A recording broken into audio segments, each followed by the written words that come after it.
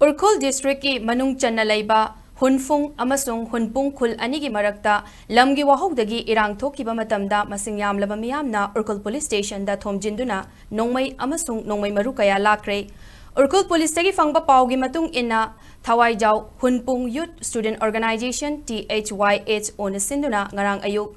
Thingrasa dagi New District Hospital Hunpung faubagi marakta cleanliness drive chathananaba honarakpada Hunfung Beles Authority na lamgi tayet na balayri haiduna cleanliness drive aduda ating bapirakpadagi khul ani asigi khunja singgi marakta chawna ungkhat naraktuna khutok naraki tawdog aduda misimina fauba thorakpadagi district administration na curfew thamjin baga loinana mobile internet amasung data service da ating thamjin ki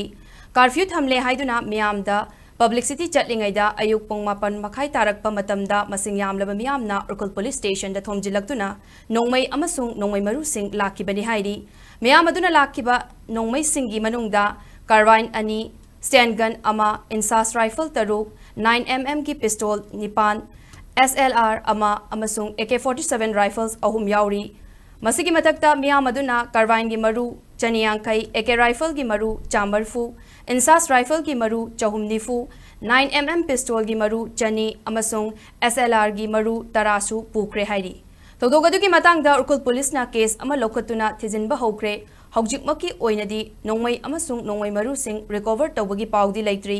panbe ai ngarang gi thodok aduda Hunfung Khul dagi